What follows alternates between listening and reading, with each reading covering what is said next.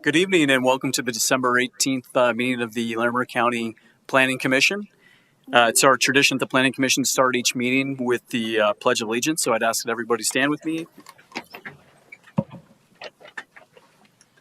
I pledge allegiance to the flag of the United States of America and to the republic for which it stands, one nation, under God, indivisible, with liberty and justice for all.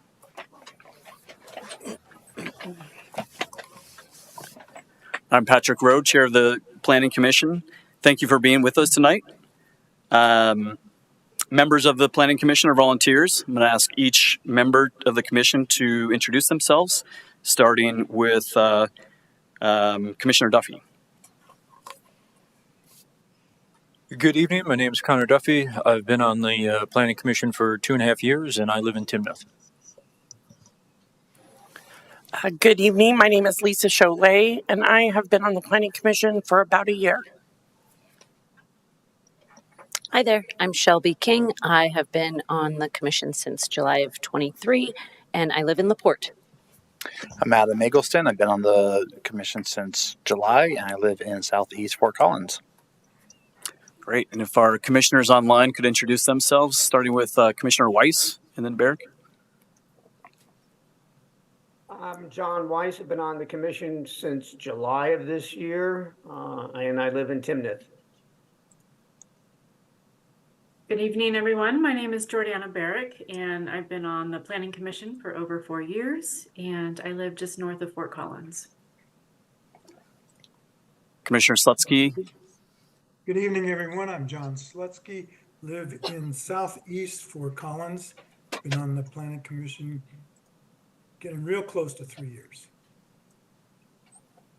And Commissioner Cassidy. Good evening. My name is Nick Cassidy. I live in Fort Collins, and I've been on the Planning Commission for about 6 months. Great. And I'm Patrick Rowe, and I've been on the commission for about 3.5 years, and I live in Northwest Fort Collins. Ms. Everett is the Community Development Director. Ms. Everett, could you please introduce staff in attendance this evening? Yes, thank you. My name is Rebecca Everett. I'm the Community Development Director for Larimer County. Up at the table with us today are Christine Luckison with our County Attorney's Office, Cassidy Fior in Planning, Michael Whitley in Planning, Ryan Aswandel in our Community Information Resource team, and we are also joined by Melissa Brisky, who's away from the table at the moment. And then we have Leah Schneider with our Health Department tonight. Holding it down. Would you like me to provide an overview of the procedures for tonight as well? Let's do that. Okay, great. We do not currently have any members of the audience, either in person or online, any members of the public in attendance. So I will skip over some of the instructions we would normally provide there. And just note that please wait to speak until you're recognized by the chair, and we request that everyone maintain civility in our conversations tonight. I think I'll leave it at that, and maybe just suggest we will try to get the monitors set up in a way that you can see the commissioners who are online to more easily recognize when hands are raised and things like that. And for those commissioners who are online, we would suggest using that raise hand function to let those in the room know when you would like to speak. Great. Yeah, thank you for that. I've got some brief comments about the role of the Planning Commission for the audience at home. So Planning Commission acts as an advisory board to the Larimer County Commissioners. We review and make recommendations on land use decisions outside of towns and city boundaries. Some land use decisions will also be heard by the Board of County Commissioners. We come to these meetings and hearings unbiased and listen to staff reports, public testimony as well as information provided by the applicant. The Planning Commission is the final decision-making body for location and extent reviews, as well as for amendments to and approvals of the Larimer County Master Plan, sub-area plans and amendments. Planning Department staff provides us with a comprehensive package of information about land use applications and plan amendments. And we gain insights from the information and viewpoints for those who choose to participate. Your input is welcome and appreciated. Let's see here. And so still nobody online, so we'll skip over public comment this evening on items that are not on our agenda. And the next item would have been approval of the minutes from our last meeting, the November 20th meeting, and we will actually postpone that item until our next regular meeting. So with that, we'll move to our first item this evening, which is a table discussion item from November 20th. This is a technical amendment to Article 4.10, exterior lighting of the Land Use Code, file number 24, code 0281. Is there a staff presentation this evening? Yes, the staff presentation will be provided by Cassidy Fior, Principal Planner. Great, thank you. Thank you, and as Rebecca mentioned tonight, I'll be presenting this item. Just bear with me as I share my screen. Perfect. All right, so as mentioned, tonight we're going to be discussing the proposed changes to Article 4.10 of the Land Use Code, being the exterior lighting section, also known as 24-Code 0281. To give a bit of background before we discuss the proposed changes, I wanted to just take a minute to recognize why this is such an important change in our code and what we're really looking to do. So this is actually an all-light sky light pollution ratio map provided by the National Park Service. So it's an interactive map that's available online that shows general continental scale ratio of artificial sky glow to the baseline or natural condition. So a pixel value of 0 is pristine, it's perfect darkness. A pixel value of 0.5 means 0.5 times brighter or 50% more than natural conditions. And a pixel scale of 1 would be 1 times brighter or 100% brighter than natural. So I took a moment to draw the approximate boundaries of Larimer County on this map. So you can see Fort Collins is this sort of northeast dot. Red Feather Lakes is to the northwest. We have Estes Park down here on the southwest, and then we have Loveland down here to the southeast. But why this is important is because while we have sort of the full rainbow spectrum on here, this is what the continental scale looks like in the United States. So as you can see, there's a fair number of places that are very developed with a lot of light pollution. And once it's developed to that scale, it's really hard to get back. So it's really important to protect those areas of darkness and looking to really practice good dark sky lighting practices in development in Larimer County. We partner with a lot of other agencies to help preserve dark sky lighting, but it's good to be a good neighbor and do our part. So with that, I'll give a bit of background as to our goals and the purpose of these changes. So as far as goals and community priorities go, protecting dark natural skies from light pollution through the identification and implementation of dark sky strategies in appropriate areas. These are reflected in the principles and policies of the Larimer County Comprehensive Plan, including these excerpts included below, specifically HS 2.4 and H 3.7. To address exterior lighting, the Larimer County Land Use Code currently includes standards governing exterior lighting for defined development in Article 4.10, exterior lighting. The purpose of tonight's proposed changes are really minor technical changes to reflect updated technical standards across the industry, address existing gaps, implement best practices, clarify applicability and submittal requirements for lighting plans and alternatives, and to ensure that in addition to human health and safety, the natural environment is considered when site lighting is designed and selected. This project is happening in 2 phases at this time.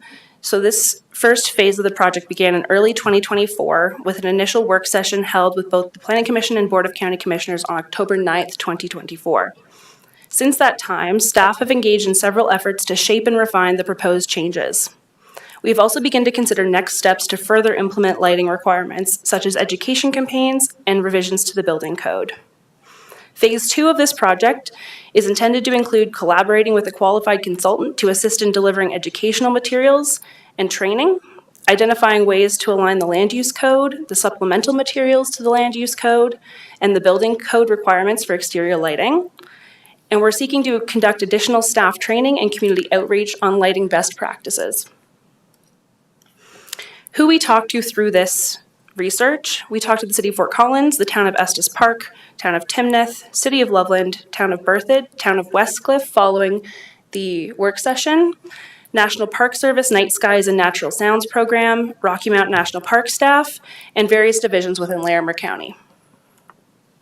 We also looked at a large number of documents, best practices, template codes, and other jurisdictions to find lighting practices that could be applicable or might provide us some additional information. And as I sort of go through the presentation, we did receive several questions from some individual planning commissioners, so I've done my best to address those questions throughout this presentation. One question specifically was around topography and slope and how to address that in lighting. And unfortunately, after speaking with all of those that we talked to under my previous list, as well as the documents that we've looked at, it's really not something that has best practices available or recognized, sort of best management or sort of templates to follow. So it is something that we're looking into, but it's not something that as an industry, slope and topography has really been addressed. So a brief summary of land use code changes. I'm not going to go through them all one by one. They are available in your packet. But there's 5 main sort of buckets of changes that we're looking to do. So the first is in the purpose and the purpose statement more specifically. Second is to include more environmental considerations. We also have various updates to technical standards and incorporating best practices, both sort of across the industry in terms of lighting as well as other jurisdictions. We want to look at the lighting plan requirements and alternatives and the applicability and exemptions that are currently included in our land use code. So the first change that we have really looked at in depth is the purpose statement in Article 4.10. So we are looking to revise it to reflect that it applies solely to exterior lighting, but also that it's intended to achieve a variety of goals when it comes to lighting. So those include not only safety and security, but also enjoyment and function of the proposed land use, conservation of energy and resources, reduction of light trespass and glare, reduction of artificial night glow and obtrusive light, and also seeking to protect the natural environment and public health from negative impacts of artificial lighting. We also seek to encourage the use of quality lighting design and fixtures. So as you can see, there's a bit of a difference in these 2 excerpts between the existing, which really focuses on a safe and comfortable nighttime environment, to a much broader list for the revised purpose statement.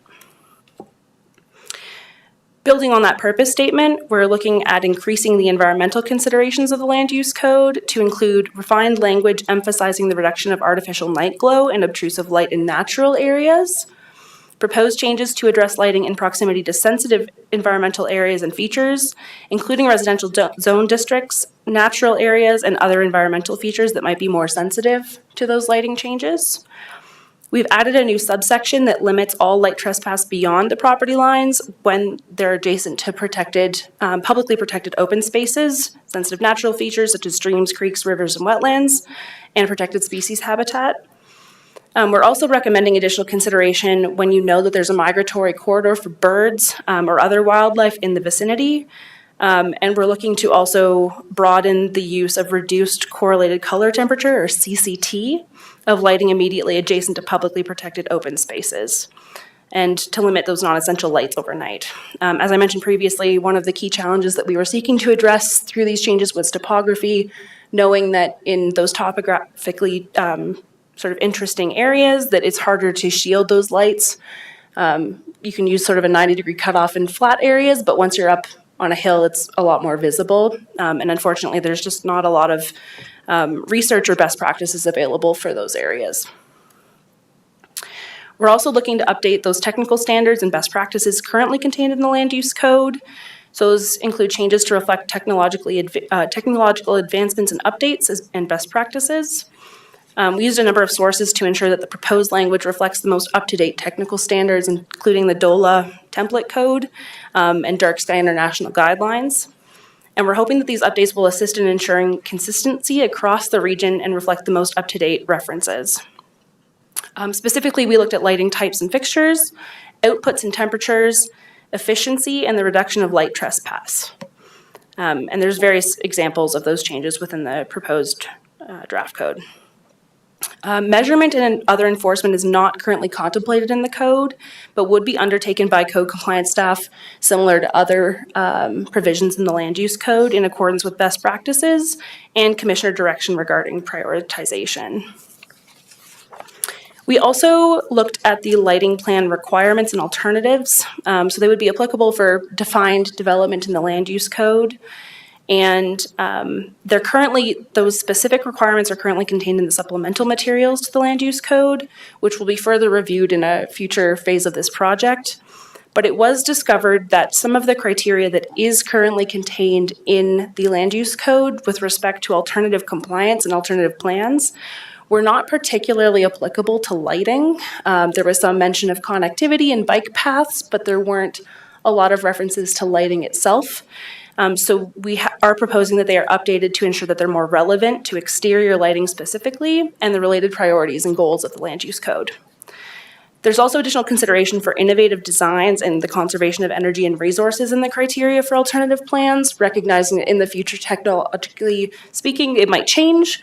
And we want to make sure that there's room for improvement and any best practices that come. We know that things change quickly, and we're hoping that that continues and want to be responsive to that. One question was asked about sports fields. That was something that staff contemplated. However, due to a relatively low number of those sites and site-specific requirements in those cases, staff anticipated that these would be better addressed on a case-by-case basis through alternative compliance if it was needed. As far as applicability and exemptions go, we are intending to expand the exemptions from the standards in Article 4.10, so expanding what wouldn't be subject to the requirements for the plans to include emergency lighting, traffic control lighting, holiday and seasonal lighting, and lighting governed by other regulations or requirements, such as the Federal Aviation Administration. And this is in line with other jurisdictions and template codes as well. It has also been identified when and to what extent the replacement, addition, updating, or redevelopment of a non-compliant existing lighting system, potentially including light fixtures and light sources, would trigger the need to meet current standards. So as far as next steps go, if recommended, we would proceed to a Board of County Commissioners hearing in January of 2025, aiming for the January 13th, 2025 hearing. And if approved, we would ensure that the land use code, both online and the Municode version, are up to date. We've proposed a date of effectiveness as February 13th, 2025. We're also anticipating a phase 2 beginning in the beginning of 2025, likely to the middle of the year, to engage a consultant to assist with staff training, public education, and designing an educational webpage for the public to assist in selecting dark sky lighting friendly fixtures. So as far as the review criteria for a land use code amendment, amending the text of the code is a matter committed to the legislative discretion of the Board of County Commissioners. Per section 6.6.2D, to approve a change in the land use code text, the Planning Commission in their review and recommendation, and subsequently the County Commissioners in their review and decision, shall consider whether the proposed change is consistent with the comprehensive plan and the intent and purpose of the code. In staff's opinion, the proposed code amendments address technical advancements, updated best practices across the lighting industry, and in recognition of those areas that can be impacted by increased lighting levels. And as proposed, they are intended to ensure that the land use code maintains consistency with the goals of the comprehensive plan and community expectations. We also feel that the changes are necessary and consistent with the comprehensive plan and the intended purpose of the land use code. So staff's recommendation is that the Larimer County Planning Commission recommend to the Board of County Commissioners approval of the Article 4.10 Exterior Lighting Land Use Code Amendment, file number 24-code 0281, subject to the following condition, being that the effective date of the proposed code amendments will be February 13th, 2025. On the screen is the recommended motion, and I'm happy to take any questions that you might have. Great. Yeah, thank you for your presentation, Ms. Fior. Yeah, questions from my fellow planning commissioners? Yeah, Commissioner Eggleston.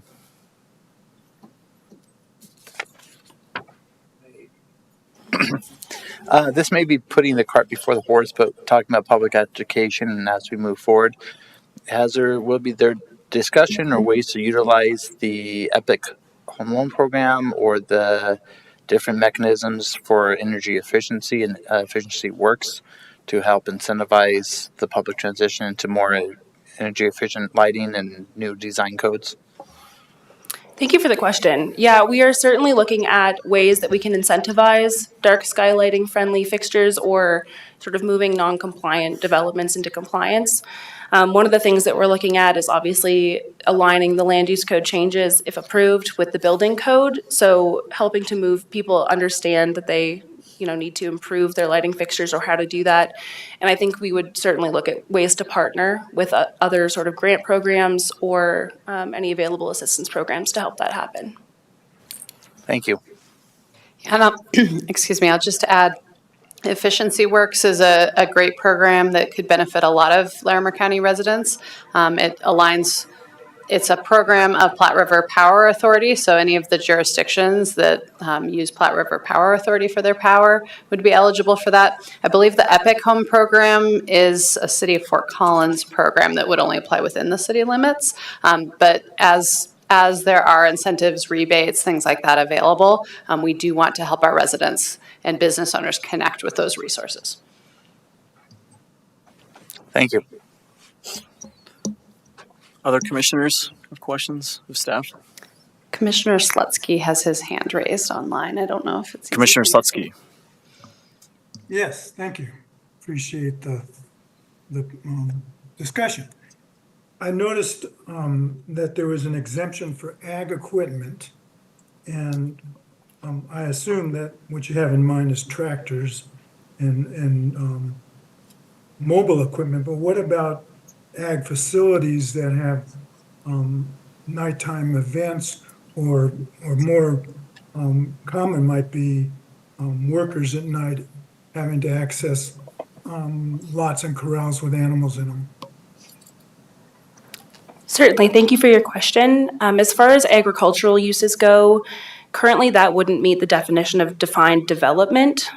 So a lot of these exemptions would apply and allow for safe access to things like livestock, any overnight activities that they may need. Obviously, we would hope that they would do that in a way that lighting was only used when needed, but certainly not looking to prevent them from completing their agricultural operations. Okay, well, thank you. Commissioner Weiss. Thank you. I do appreciate your attempt to answer a couple of my questions that I put in earlier, but I still have some notations here. So if I'm the general, I'm going to preface this by saying if I'm the general public and I'm reading this, or a developer and I'm reading this and I want to know maybe some guidelines for my project, if you're not going to include sports fields, I mean, we just went through the big soccer complex not too terribly long ago, and I don't know how many sports fields you have compared to playgrounds in the county. I would think that at a minimum you would want something in this document that says sports fields, while not exempt, will be considered such and such a way, so that the individual reading this understands that sports fields maybe don't have any guidance. It has guidance, except you have to go to the right person to understand what those guidance might be. So I think some of these things, you're better off putting a little notation in there someplace so that someone reading it would understand maybe what to do. The same with slope, that I think it's B7, which I found extremely vague. And I realize it's a challenge, but if you look at topography, you talk about sensitive areas, natural areas, you're going to have some topography influence those. Again, rather than keep it vague, and I realize vagueness sometimes is beneficial, I would rather see a little bit more guidance in there for an individual who has a topography issue, but still wants to put up some sort of lighting plan on that parcel. And then probably the one thing that really troubles me on this is you talk, and it's throughout the document, you talk about measuring lights. You don't want light drifting off a particular site onto another parcel.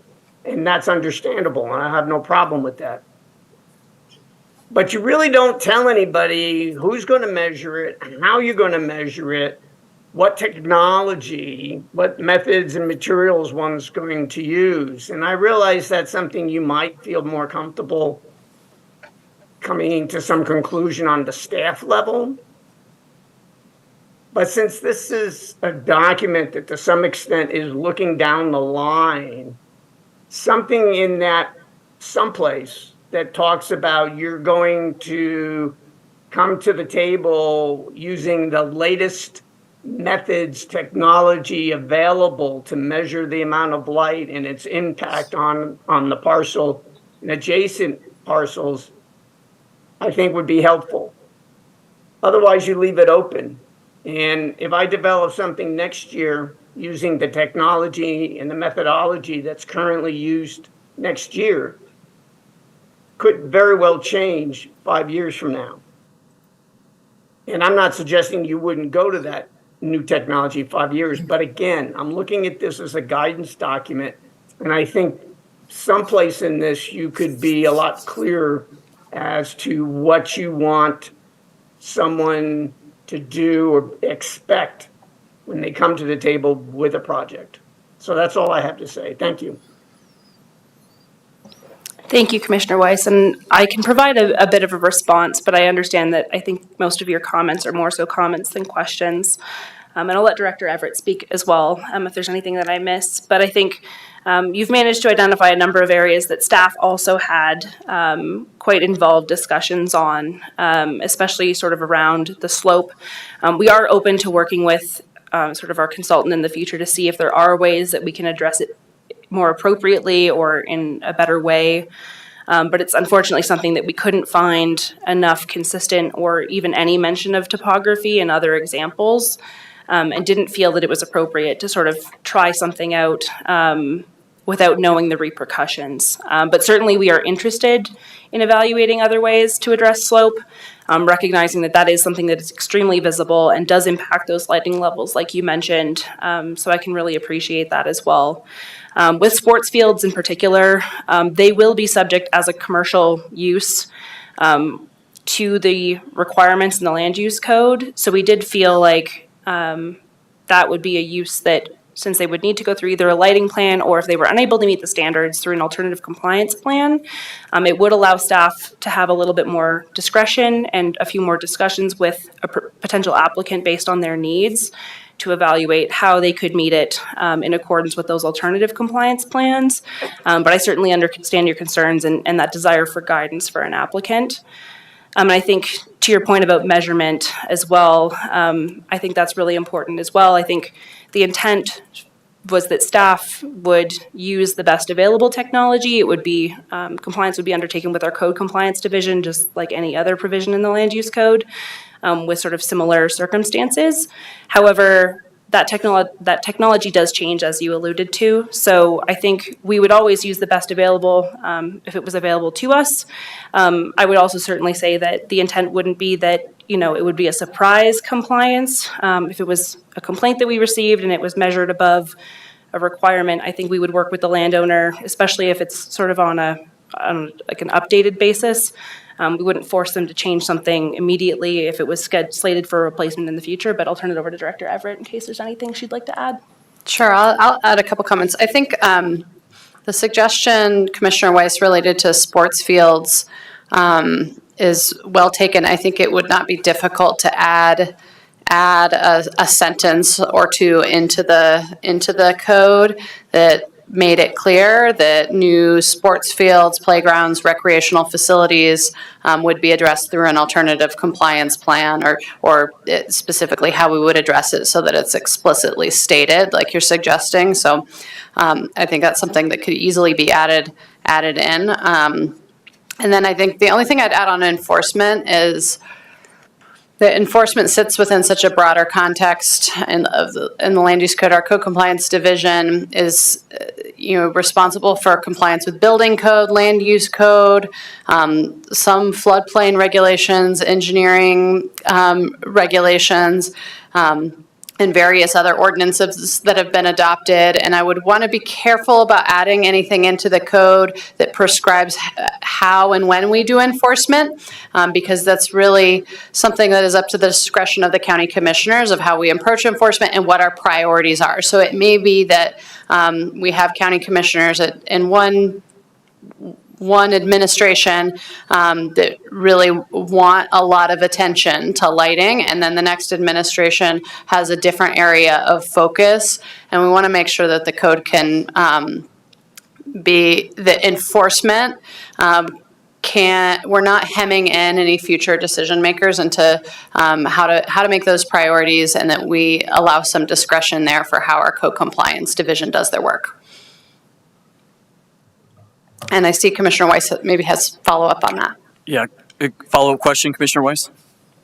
I do, thank you. I just want to maybe clarify the point on the measurement. It was not intended to be a compliance request, but rather a guidance request.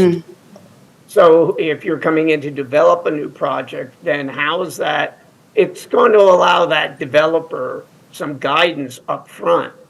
I don't want to get in, it was never the intent to get into, they have more light than they should, and someone has to go out and measure it. That's not the intent of what I'm trying here. Rather, to give them some guidance as what potential, even if you use the words best practices at the time, something like that, so they understand what they're going to be held for. And that's all I meant there. And I appreciate if you add a sentence or two on the sports field, that would be great. Thank you. Great. Thank you, Commissioner Weiss. Yeah, go ahead. Thank you. First, this is great. Like, I'm all about improving lighting or decreasing lighting, however you want to look at that. But couple comments. One clarification, kind of to what Commissioner Weiss was talking about in terms of measurement if you're a developer. So if you're a developer based on land use code and development standards, you're going to have to provide a lighting plan, which then if you're measuring, if you're providing the exact specifications of what you're planning to use, it does provide that measurement, does it not?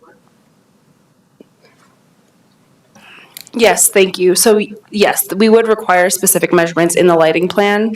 In photometric plans currently, it does identify sort of lighting levels, and we are looking to update the supplemental materials that would clearly set out that criteria for what would need to be included. Right now, it's a sort of a half a page document in the supplemental materials for the land use code, and there's definitely ways to improve that. So we would be looking to do that in consultation with a consultant.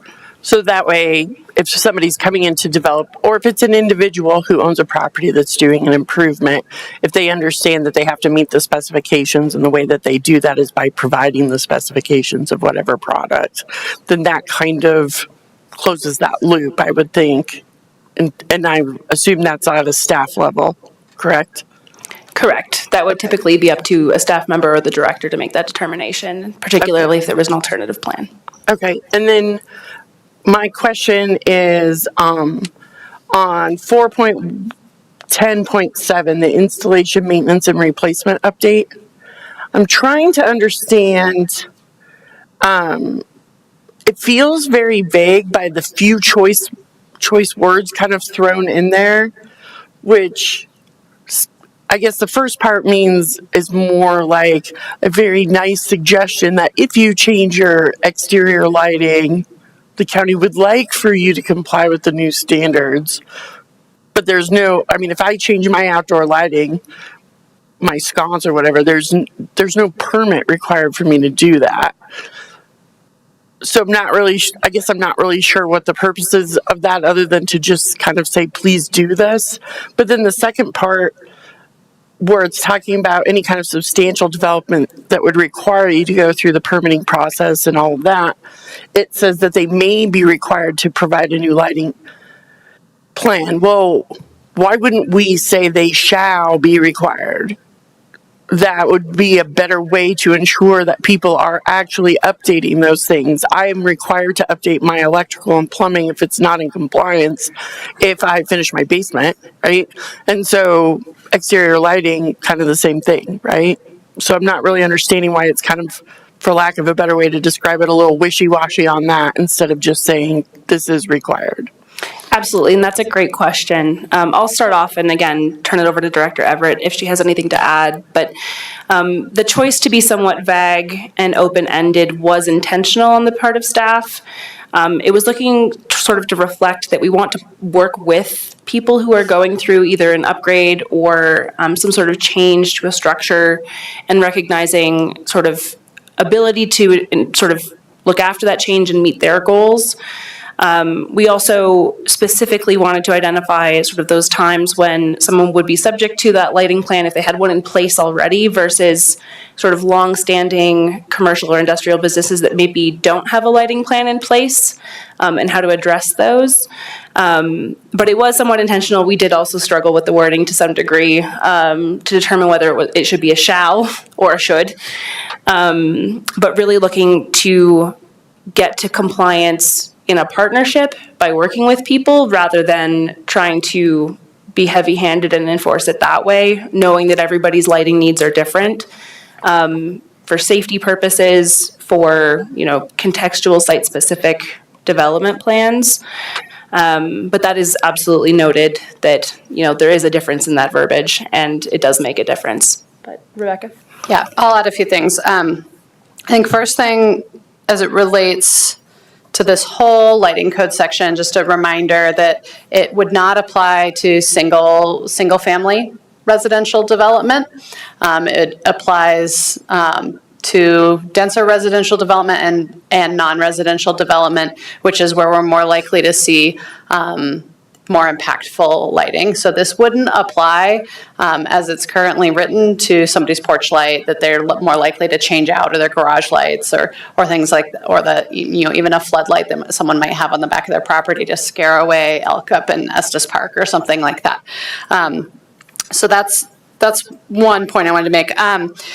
I think that first sentence in 4.10.7C that was added, in some cases previously existing lighting does not meet current standards. As light sources and fixtures are updated and replaced or added, they must conform. That is a statement that has some force behind it, that it must conform. We may not catch it unless there's a complaint about it or they come through some process, but it is enforceable there, so that if there was a commercial property that swapped out all their lighting for really bright uplit LEDs that were causing a lot of glare on the roads and we were getting complaints, we would have the ability to enforce on that. So yeah, there's some discretion, but also the ability to enforce when there's an issue. And then, in terms of when a lighting plan is required, I think this is consistent with some other sections of code where the planner on a project or the staff on the project, whether it's planning, engineering, health, determines what those submittal requirements are, and they have authority to say this is what you're going to be required to submit. And it's kind of through the director having that authority in the code. And so anytime that we feel a lighting plan should be required, we can require it as staff. And so it's written in a way that, it maybe implies a lot of flexibility so that we have some discretion there. But anytime we know that there might be lighting changing out there, we can absolutely require that as staff. Okay, so or you all as planning commission or board of county commissioners, if you find that that's something that's absent in a packet and you say, wait, you're swapping out lighting and we don't see a lighting plan here, that can be a basis for a decision that you make. Okay, so as a follow-up, a couple things. A lot of times these types of improvements don't come in front of us, right? They're all administrative review. And so there isn't a lot of opportunity to come back and say, this is a priority for the county and we need to see this. And so I guess I'm not really clear on if somebody's developing or redeveloping a property, why there would be discretion on needing a lighting plan unless it's a situation where there is no lighting needed, right? So if there isn't a reason for lighting, I could see that discretion, but being very strong in the language, as you pointed out in the first half of saying people must comply, but then not being strong in that same language in the second half where you have a lot more opportunity to enforce in the front side, I guess I just disagree with that, and I would follow that up with the idea that somebody is investing a lot of time and money for plans for redevelopment and all of that kind of stuff. I don't think it's a big leap once you're talking about architectural, MEPs and civil and all of that to ask them to provide a lighting plan. Like, that isn't a huge cost burden, and it's a way to make a substantial step towards moving towards a more dark sky compliant community than just kind of leaving it out there at the subject and whim of whoever happens to be reviewing that, right? And not that I totally respect staff. I don't want that to come across the wrong way. I'm just saying, in this case, if you're strong in the front part, why not be strong in the back part? Yeah, point well taken. And I think there could be a different way to word that sentence that says, if lighting is being changed or new lighting is being added on a site, then a lighting plan shall be required. So there may be a way to get at what you're saying, and also the intent here that there may be cases when it's there's not a benefit to requiring a lighting plan, and because there's no new lighting proposed, but if the code locks us into it, we don't want to be in a position where we're requiring unnecessary documentation from a developer. But so I think we could take a look at that wording, and there may be other ways that we could get at that intent. And I'm just going to jump in really quick. This is Christine Luckison. I'm one of the assistant county attorneys. It would be my guidance to keep it in line with how staff has it, because like Rebecca said, the shall really does paint us into a requirement that might not fit every single application. But if the general standard or the purpose of the lighting code is to have it, to look at it in this certain view, then that is how everything will be reviewed. But there may be circumstances that it just doesn't make sense, but the code would then paint us into requiring that from an applicant, which is an additional burden. So my guidance would be to leave it as the may, because the discretion is with the county. It is not with the applicant. And Sorry. Yeah, I just had another thought as Christine was talking, and thank you, Christine. I mean, I think really the intent is we want new development or redevelopment to comply with the lighting code. Sometimes we may need a lighting plan to demonstrate that they comply. There may be times when we can tell it complies because we can just get the cut sheet for the light fixture, and that tells us that it complies. And so thinking again about maybe there's a way to reword this a little bit. Maybe it's rewording it to be very clear that any new development or redevelopment must comply with all the provisions of this code, but while still leaving some discretion on whether a lighting plan itself is required. So that's just another thought I'll throw out there. Well, and I think I like the way that you worded that, Ms. Everett, because as someone who has submitted a lot of things to the county in my private life, like, there's things that are waived all the time that are required but aren't necessary because they don't apply. And so to be able to still have that discretion but have strong enough language that people know that this is something that has to be done if it needs to be done, I just think that's really important, and it kind of emphasizes the purpose of why you're doing this in the first place. That's all. Yeah, great comment and discussion. Thanks, Commissioner Chalet. I guess if I'll look for any other questions, but I'm curious on existing county buildings. Well, maybe one, as you guys were thinking through these updates, do you guys speak with the facilities portion of the county in terms of existing county buildings? And is there an opportunity for the county to kind of lead the way on some of these kind of retrofits and changes? Absolutely, and thank you, Commissioner Rowe. We have not spoken specifically to facilities or about any specific county buildings, but I think staff would certainly look to lead the way as far as dark sky lighting goes. I don't know if you noticed, but in the presentation in the top right-hand corner, it was actually an image at night of our office building, just as an example of, lighting at night.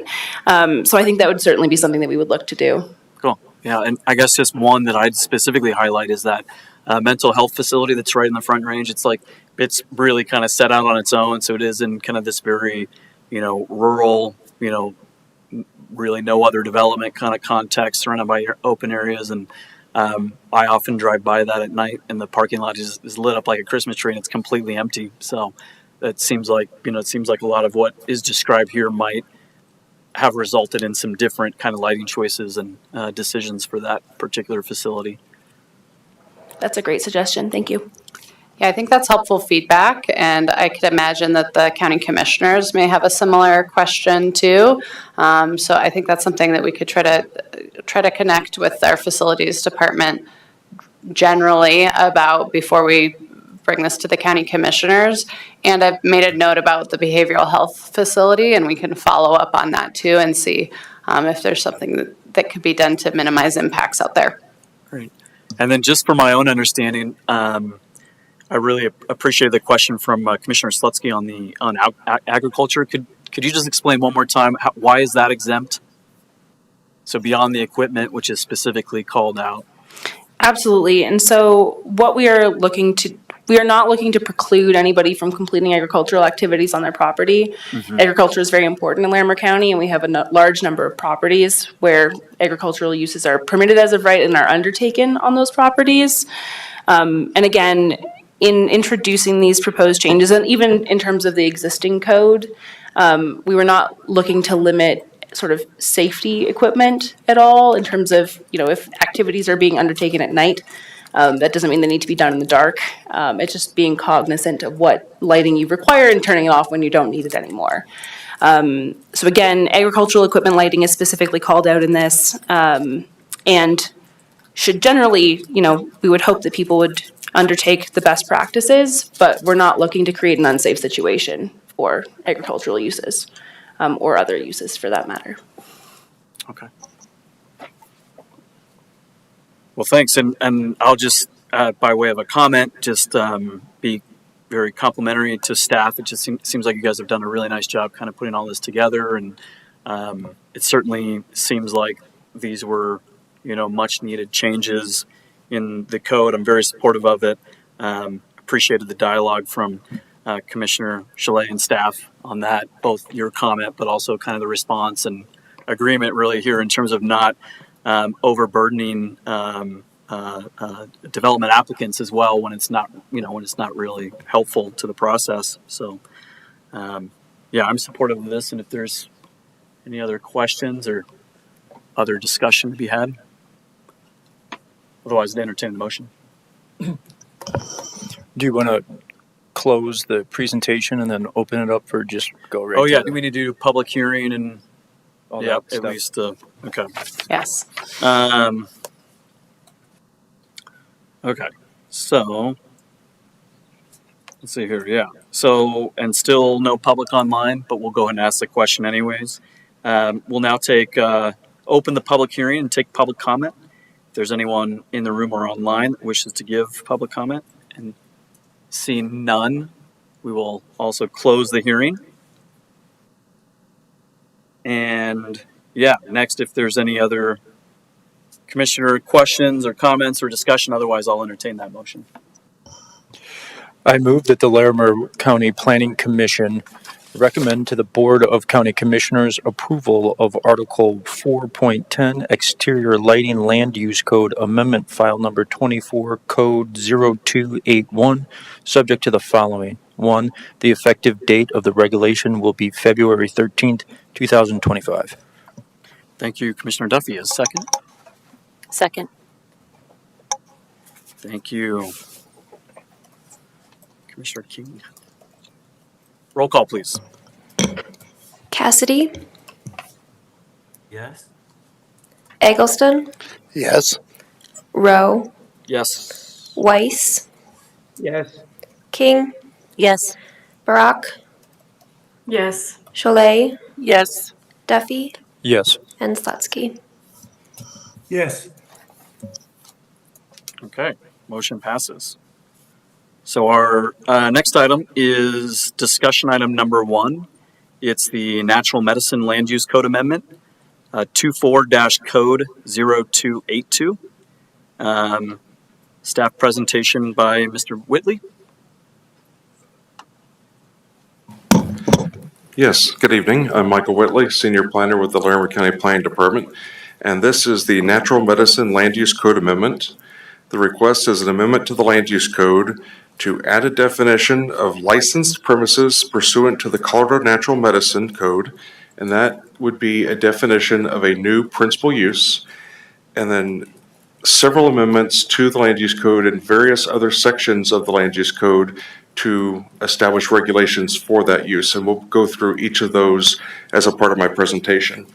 The applicant is Larimer County Community Development Department, so this is a staff-initiated Land Use Code amendment. Oops.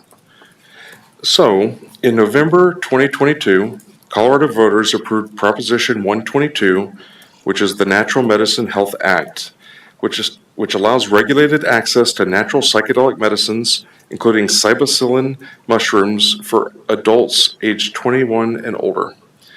These substances are reported to show promise in treating some mental health conditions, and a copy of the act is included as Attachment A, which starts on page 24 of your packet.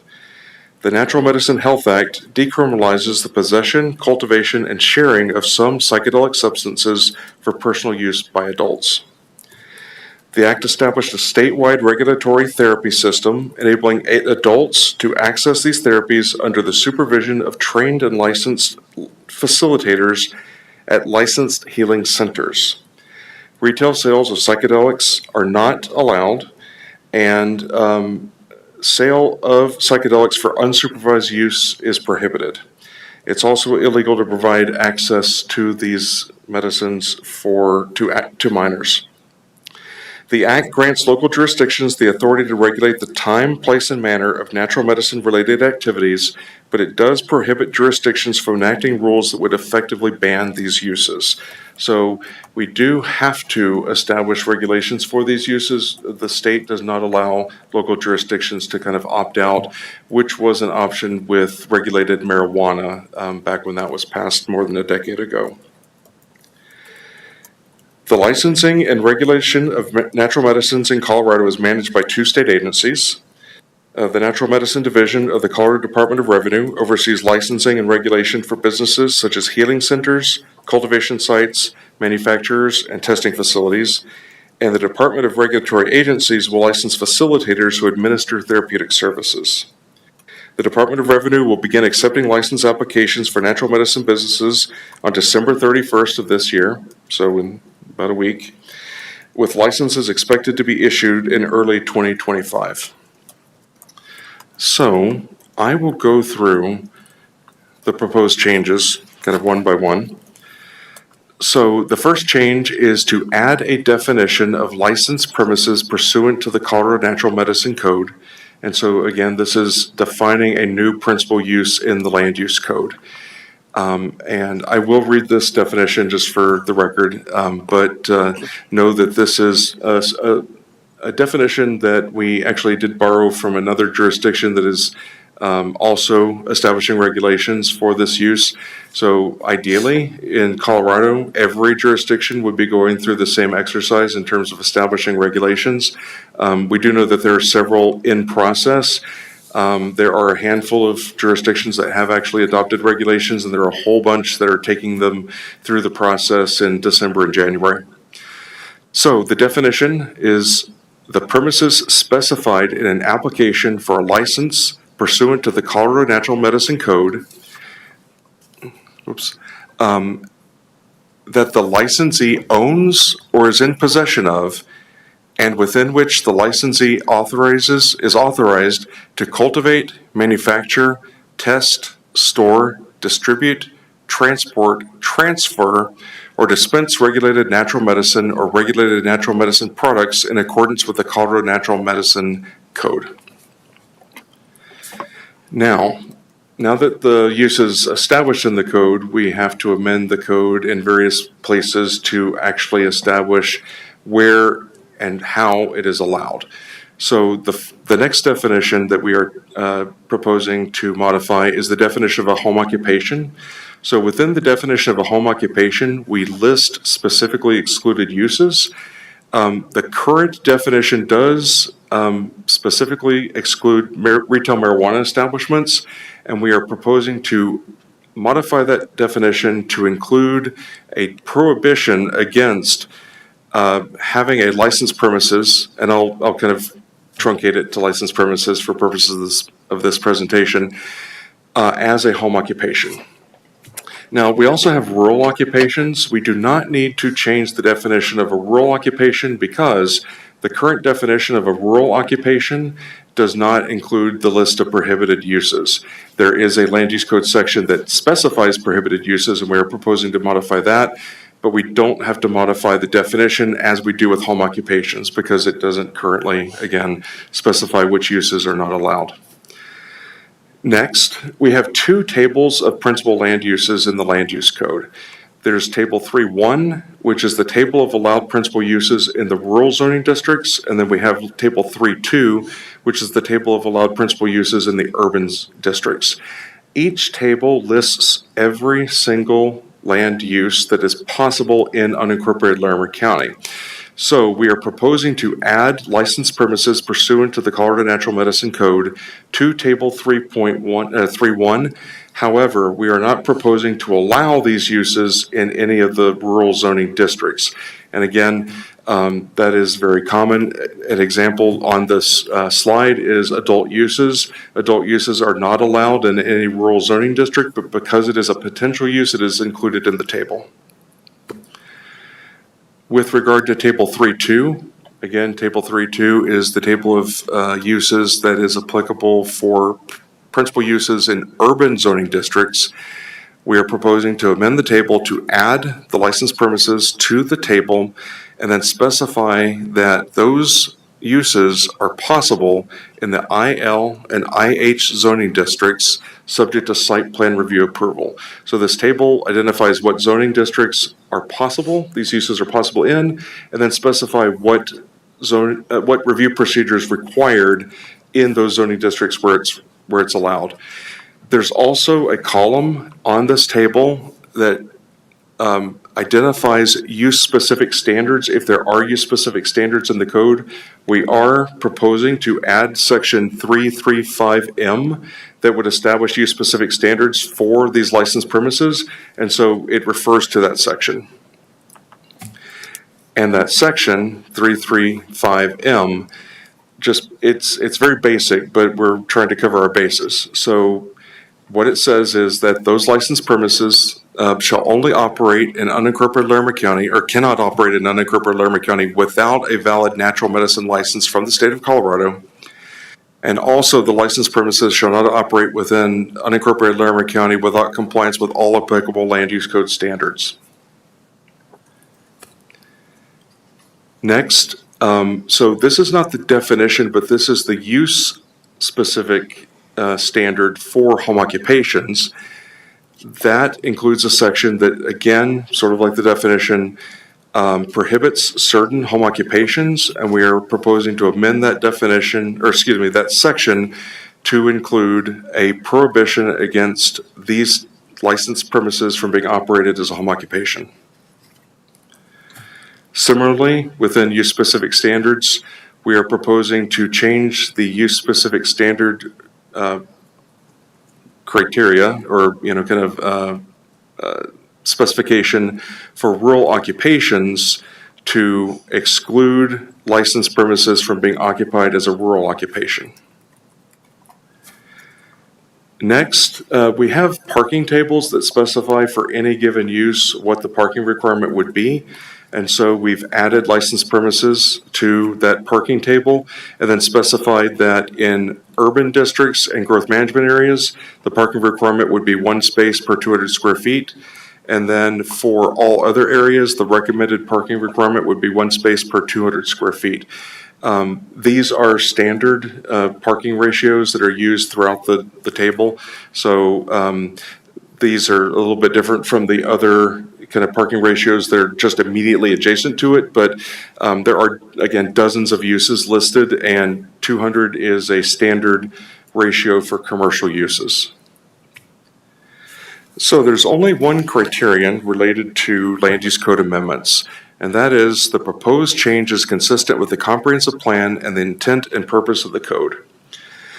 So the approval of the Natural Medicine Health Act and subsequent regulations adopted by the state of Colorado have created a new land use that's not currently addressed by the land use code.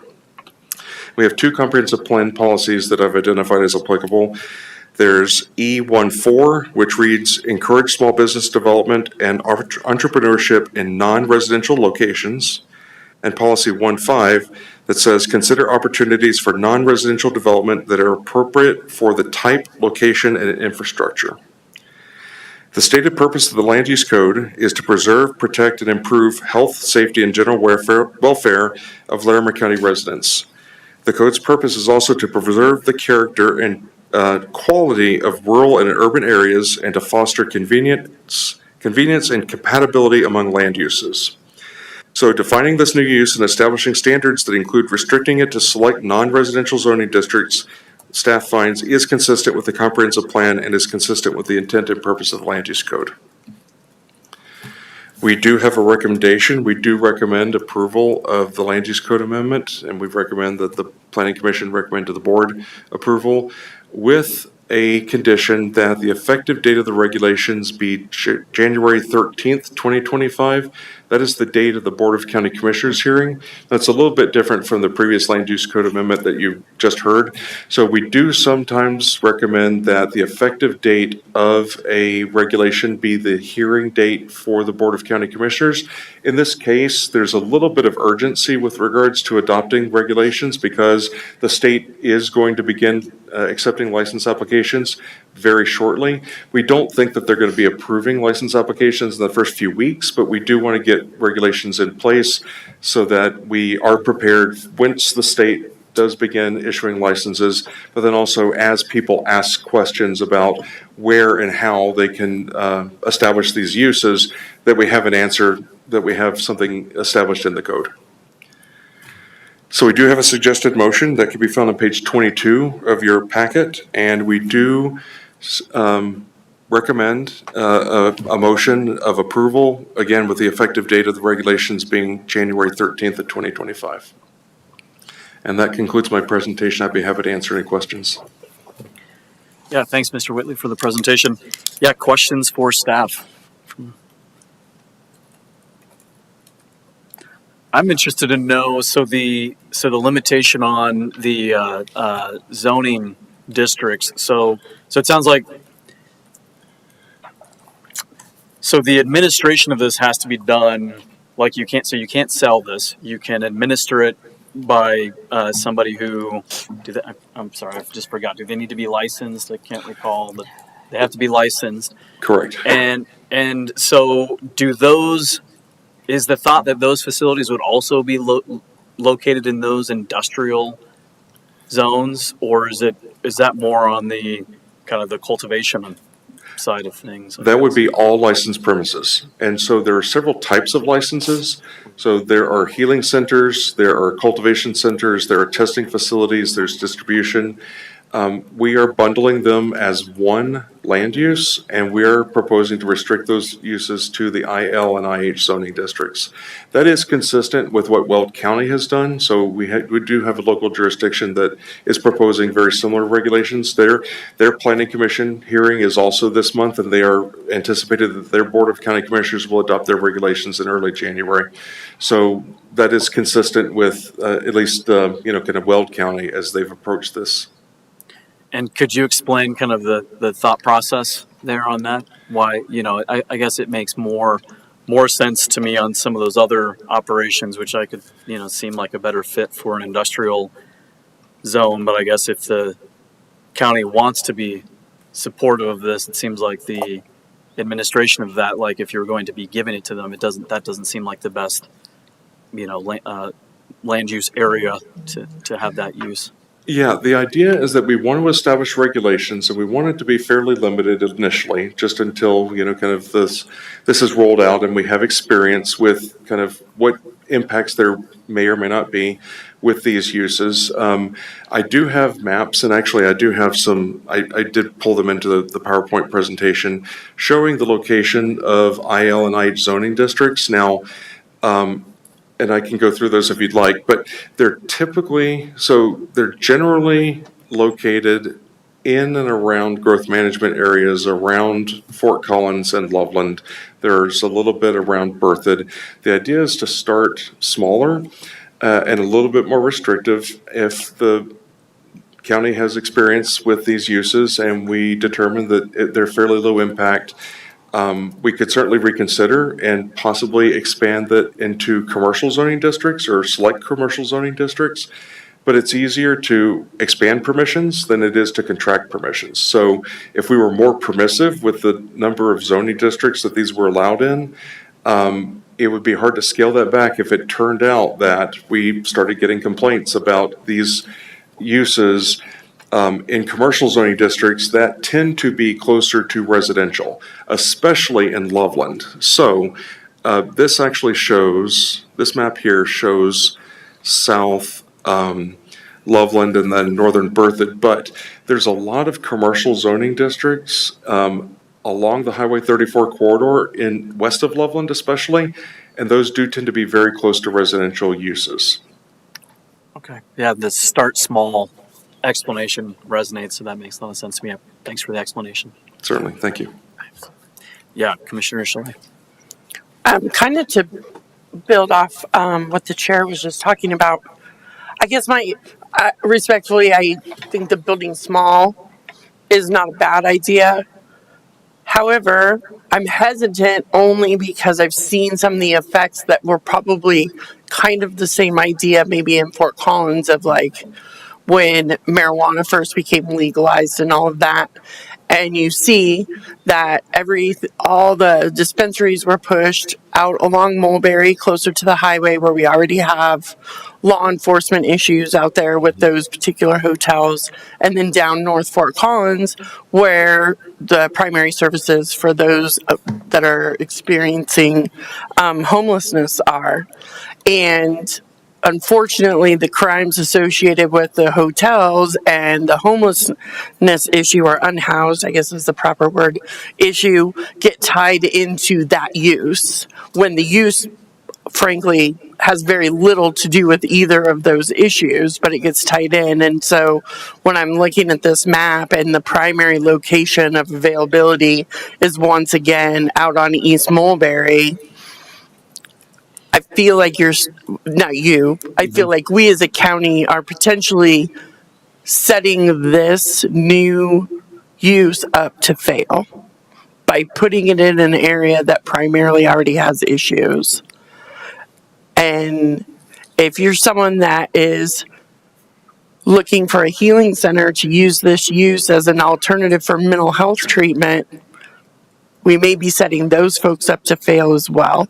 And so I'm just a little concerned about restricting it to areas that already have some known issues. Yes, and Director Everett does have some thoughts, and I also do, and I may add them depending on what Director Everett says. No, I'd be interested to hear Michael's thoughts on that. I think I just wanted to add one other thing. Michael mentioned what Weld County is doing. We don't know what every community in Colorado is doing right now. We're trying to keep up with that. We did recently have a conversation with City of Fort Collins to understand how they are approaching this, and they are taking a complete wait and see approach. They're not going to create any regulations at the moment. They'll see what kind of demand comes, and so it will Likely be that it will be allowed citywide to have clinics and cultivation or healing centers, cultivation centers in Fort Collins, and they'll wrap that into other similar land uses. So it specifically in the Fort Collins area, it may be that the city is more permissive than the county in this case, if we were to move forward with the code provisions as we've proposed, which would be kind of an interesting dynamic to observe and see how that would go. So it's not a direct response to your question, but or your comment, but just another consideration to add. Yeah. Michael. What I would also add, this is a similar map, but this shows the commercial zoning districts in unincorporated Larimer County. And the vast majority of the commercial and industrial zoning in unincorporated Larimer County is along the Mulberry Corridor between LeMay and I-25. So if this use was expanded to commercial zoning districts, it would still cluster on this Mulberry Corridor, but just more, kind of more availability. And as I mentioned, so in Loveland in particular, the commercial zoning does tend to cluster along Highway 34 on the west end of town, which also is very close to residential. There tends to be a mix of commercial and residential uses on that corridor, 34 in particular. And so the thought is that with the idea of keeping a separation, and again, starting small, we would start with industrial, see how it goes. Again, it's always easier to expand and be more permissive than it is to contract once you've got uses established. And also along the lines of what Director Everett mentioned, so each jurisdiction, our zoning, our commercial and industrial zoning does tend to be in the growth management areas. Each jurisdiction does have the ability to establish regulations or not as they choose. In growth management areas, if the city of Loveland, for example, would like to allow these uses in commercial zoning districts, they can certainly do that. There's a lot more commercial zoning in Loveland city limits than there is on the outskirts of Loveland in unincorporated Larimer County. So it becomes somewhat of an issue of community choice. So that if Loveland chooses that they would care to have this use in commercial zoning districts, they can do that. And then that's where it will cluster in that growth management area. I get it. And I mean, I appreciate that. I guess I try not to look at it in a vacuum so much. And while I understand that we only look at certain areas as a county because other things are controlled by municipalities, ultimately the county is making a choice to create provisions for this use. And so I am just concerned that if the city of Fort Collins takes the wait and see approach and they don't do anything, and I suspect Loveland may decide to do the same thing, then the residents of Larimer County who voted to allow this in the state of Colorado will be reliant on primarily the county for any availability of this much needed service for veterans in particular and things like that. So that's more of a commentary, but question, is there a reason why, would it not be easier to divide out the difference between a healing center and cultivation so that, I mean, I think they bring different dynamics, and so it kind of restricts the ability for a healing center when maybe the cultivation side should be more restricted, if that makes sense. Larimer County could certainly separate out those uses and separate out the various types of licensed facilities. For purposes of establishing regulations initially, we decided to bundle them all together, which again is something that Weld County is also doing. Other communities are, so I'm not intimately familiar with all of the regulations that are in process right now, but it's not uncommon from the jurisdictions that I've kind of talked to and looked at for them to bundle them together, at least initially. We do have, so we have a deadline really for establishing regulations initially. We can always refine the regulations. We can come back and we can, kind of fine tune them, separate out uses, et cetera, should we choose to in the future. We just decided to take this approach for purposes of getting something on the books. In terms of not having regulations, I specifically asked that question during a Department of Revenue conference call with local jurisdictions about a month ago. I asked the question, so what happens if the state is ready to issue a license and the local jurisdiction does not have regulations in place? They did not have a good answer for me. They had no answer for me. The default, because jurisdictions cannot disallow these uses, could be that if the state licensed the facility and we do not have regulations in place, we have no say in where they locate. So our staff's perspective is it's better to have something on the books than nothing on the books. And again, we can revisit as the industry unfolds. Okay, thank you. Let's go to Commissioner Slutsky next. Commissioner Slutsky, you've had your hand up for a while. Yeah, it's getting tired. Michael, it just struck me that nowhere in your slides or in your discussions or probably in the proposed code, is there a definition for what natural medicine is?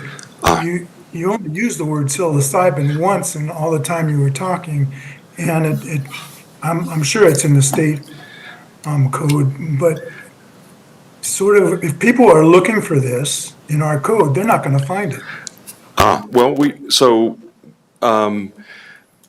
If they ask, we will know, so, and actually you can do keyword searches. And so if you search natural medicine, it will come up in our code. However, you're correct. The state does actually define natural medicine, and I am pulling up, I stopped sharing for a second. I am pulling up the state regulation right now. So the state does define natural medicine. Is that sharing for you guys? Yeah. So the state has a definition of natural medicine, and the definition is actually subject to change. So until 2026, they actually have restricted the definition of natural medicine to only 2 substances. So until June 1st of 2026, the term natural medicine shall only include cybacillin and psilocybin, but then it's going to expand. So the idea is that we don't want to be duplicating definitions that are already established by the state, especially if those definitions are subject to change. So by referring to any licensed facility licensed by the state, we're covering ourselves for existing regulations, but then also regulations as they may change at the state level. But you could cite the state definition. We could, but that means that if the state changes their definition, our definition would be outdated. So by defaulting to, we defer to the state to define what natural medicine is. There's also provisions in here that allows the state to consider additional substances over time.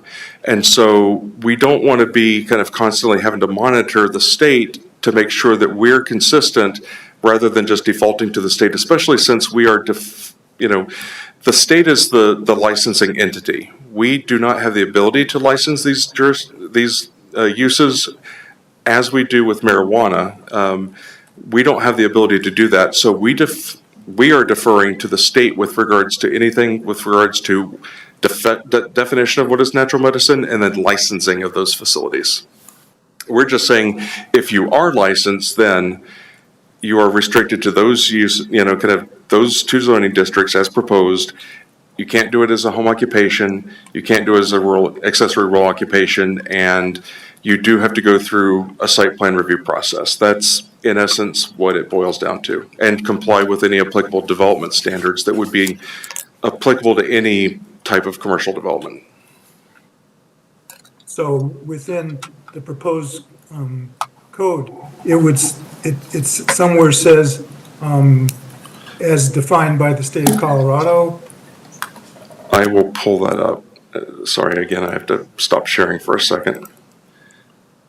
Yeah, and as Michael's pulling that up and looking at what was proposed, excuse me, in Michael's staff report and then it proposed for the code changes, I don't think we have a statement that specifically says natural medicine is defined by the state of Colorado in section CRS, blah, blah, blah, or whatever. I think that's something that we could add that as a reference without copying and pasting the state's definition, which could be subject to change.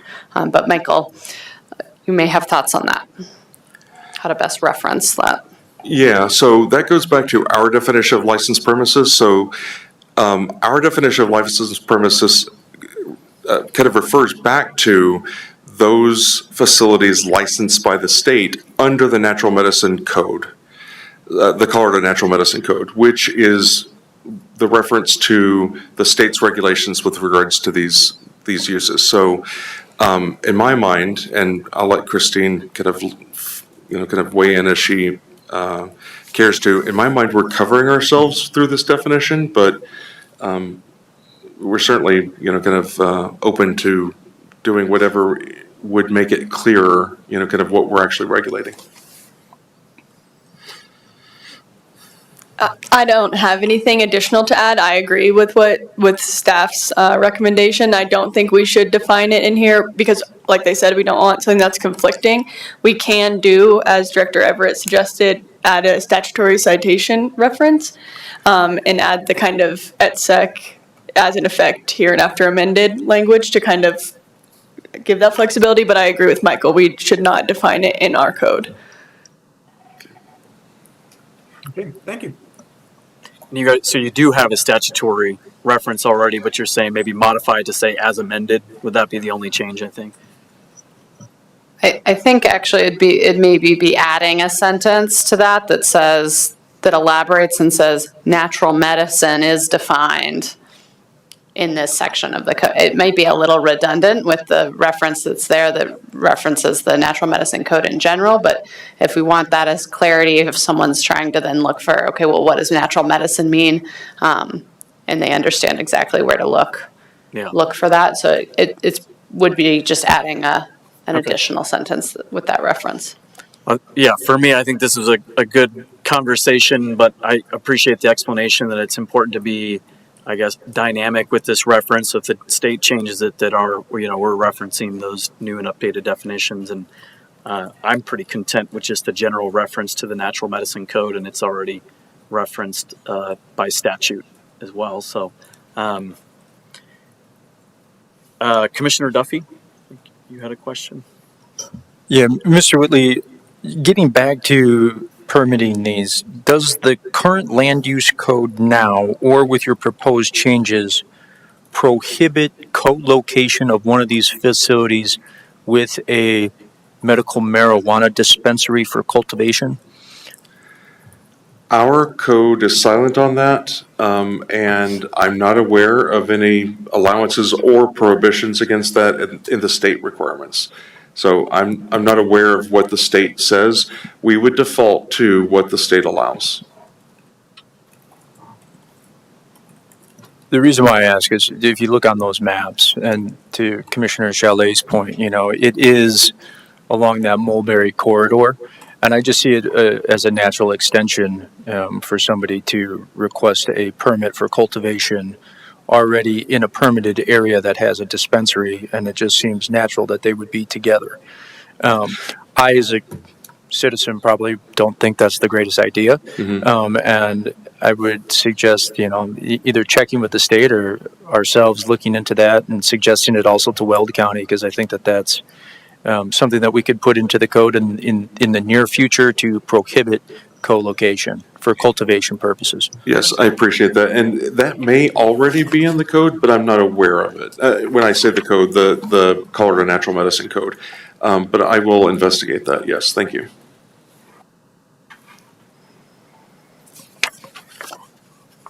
Great. I'm not seeing any other questions, so maybe I'll take this opportunity to open and close that public hearing. So public hearing is open and still no attendees online, so we'll close the hearing.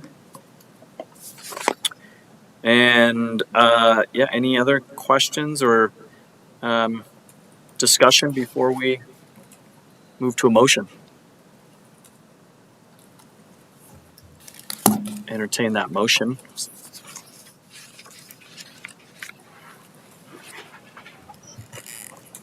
I move that the Larimer County Planning Commission recommend to the Board of County Commissioners approval of the Natural Medicine Land Use Code Amendment, file number 24-CODE0282, subject to the effective date of the regulations being January 13th, 2025. Thank you, Commissioner King. Yeah, motion. Do we have a second? Commissioner Duffy, second. Roll call, please. Weiss, Yes. King, Yes. Barak, Yes. Cholet, Yes. Duffy, Yes. Slutsky, Yes. Cassidy, Yes. Eggleston, No. and Rowe. Yes. So that motion passes, and that concludes our discussion item agenda. Are there any reports from staff? Yes, there are a couple things I'd like to report. First, I know that Jenny has been reporting back on Board of County Commissioner decisions that were made since your last Planning Commission hearing, so I just wanted to report back on a couple. The Mobile Home Park Preservation Zone District was one of the items that you heard last month and was then presented to the Board of County Commissioners. They have adopted that code language as it was proposed and created that MHP-P zone district. And then you all are the final adopters of the Water Master Plan. You took action on that, but the county commissioners then took a separate action a couple weeks later to approve that plan as county commissioners as well. So all of the bureaucratic process is complete on the Water Master Plan. That one's fully approved and adopted and has been posted on our website, and we're already moving on into implementation. So closing the loop on those. And then I also wanted to just briefly remind you all just administratively about RSVPs for attendance at hearings. We do plan food and ensure we have quorum based on the RSVPs that we get. So please keep an eye on your emails to give us that information so that we can, our wonderful admin staff can plan appropriately for our hearings. Other than that, I'd like to just wish everyone a happy holidays and hope that you all get a nice break over the next few weeks. Thanks. Great. Yeah, thank you for those reports and the reminder about RSVPs. Appreciate it. Yeah, and happy holidays to everybody, and the meeting is adjourned.